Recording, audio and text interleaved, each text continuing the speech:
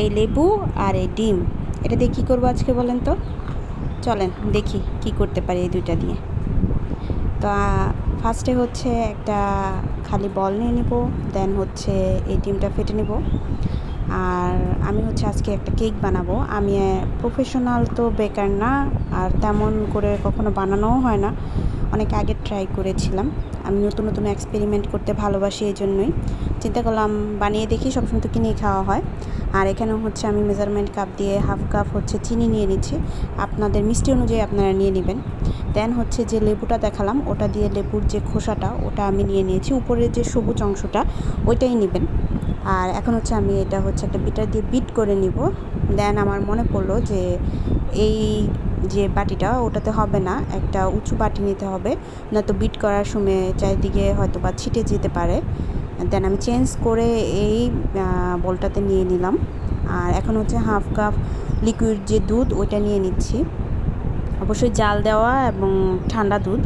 তো সব কিছু একসাথে আমি ভালো করে বিট করে নিলাম। আর এখন হচ্ছে মেজারমেন্ট কাপের 1 কাপ পরিমাণ আমি ময়দা দিয়ে নিয়েছি।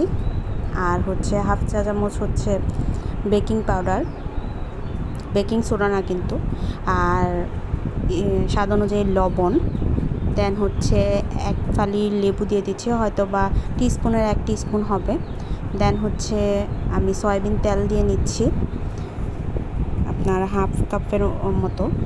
তারপর হচ্ছে সব কিছু একসাথে সুন্দর করে মেখে নিব, যাতে কোনো ধরনের কোনো লাম্পস না থাকে। আপনারা চাইলে শুকনো উপকরণগুলো চেলেও নিতে পারেন, এতেও মসৃণ হবে, বাট আমি ডিরেক্টলি নিয়েছি। দেন হচ্ছে একটা উইক্স দিয়ে আমি হচ্ছে সব কিছু সুন্দর করে ফেটে নিয়েছি, যাতে কোনো লাম্পস না থাকে। অনেকে এখানে চাইলে হচ্ছে ভ্যানিলা এসেন্সও ইউজ করতে পারেন। আমার পার্সোনালি ভ্যানিলা এসেন্স একদমই পছন্দ না, দ্যাটস ওয়াই আমি হচ্ছে লেবুর যে ফ্লেভারটা ওটা চাচ্ছি, যাতে ড্রিমের ফ্লেভার মানে একটা যে স্মেল থাকে ওটাও না থাকে, এই জন্য একটা লেমনের ফ্লেভার আসবে, এই জন্য আমি লেবু দিয়ে করছি। দেন হচ্ছে যে মোলটাতে আমি কেকটা বসাবো, ওই মোলটাতে আমি কিছুটা অয়েল দিয়ে ব্রাশ করে নিলাম। আর হচ্ছে নিচে হচ্ছে একটা পেপার দিয়ে নিলাম, এটা একটা নর্মাল পেপার, বাসায় যা থাকবে তা দিয়েই। আর এখন হচ্ছে সম্পূর্ণ ব্যাটারটা আমি হচ্ছে মোলটাতে দিয়ে দিচ্ছি। আপনারা বাজার থেকে তো অনেক কিনে খান, বাট বাসায় দেখতে পারেন এভাবে বানিয়ে। আমার কাছে কিন্তু দুর্দান্ত লেগেছে খেতে, আশা করি আপনাদের কাছেও ভালো লাগবে। আর যারা ট্রাই করেন অবশ্যই আমাকে জানাবেন, আর কেমন লাগলো আপনাদের কাছে ভিডিওটা ওইটাও জানাবেন।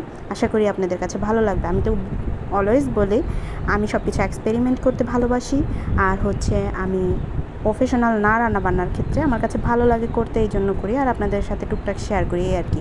তো ওইটা ভালো করে আমি সেট করে একটা প্যান আমি প্রিহিট করে নিয়েছিলাম অ্যারাউন্ড 5 মিনিটের মতো। দেন হচ্ছে এটা দিয়ে নিচ্ছি। আর এই প্যানটার যে ছিদ্রটা ওটা হচ্ছে আমি অফ করে দিয়েছিলাম। তারপর হচ্ছে নিয়ার অ্যাবাউট 35 মিনিট কি 30 মিনিট পর আমি হচ্ছে একটা কাঠি দিয়ে দেখে নিচ্ছি যে এখানে কোনো ধরনের কোনো কাঁচা আছে নাকি। আমি সব জায়গায় দিয়ে দেখিয়ে দিচ্ছি, এই যে দেখেন কোনো কিন্তু কাঠিতে আপনার কাঁচা কোনো ভাব নাই, সুন্দরভাবে হয়ে গেছে। এখন হচ্ছে মোল্ড আউট করার ব্যাপার। তো আমি হচ্ছে বেশি এক্সাইটমেন্টে আপনার গরমটাই মোল্ড আউট করেছি, আপনারা চাইলে ঠান্ডা করে মোল্ড আউট করতে পারেন, দেন আরও বেটার হয়। এই যে দেখেন আমি কোনো ধরনের কোনো ফুড কালার ইউজ করিনি, যেহেতু আমরা বাসায় খাবো, এই জন্য হয়তো বা একটু সাদা সাদা লাগছে, বাট খেতে কিন্তু অসাধারণ হয়েছিল। কেনা কেকের থেকে কোনো অংশেই কম না, একদমই সিম্পল, বাট অসাধারণ হয়েছিল। বললামই তো, আপনারা ট্রাই করবেন। এবং যারা ভাইয়ারা আছেন অবশ্যই আপুদেরকে বলবেন বাসায় আপনাদেরকে বানিয়ে দিতে। এই যে এখানে আমি কেটেও দেখাচ্ছি, অনেক বেশি সফট আর টেন্ডার হয়েছিল। তো আমার জন্য দোয়া করবেন। আসসালামু আলাইকুম।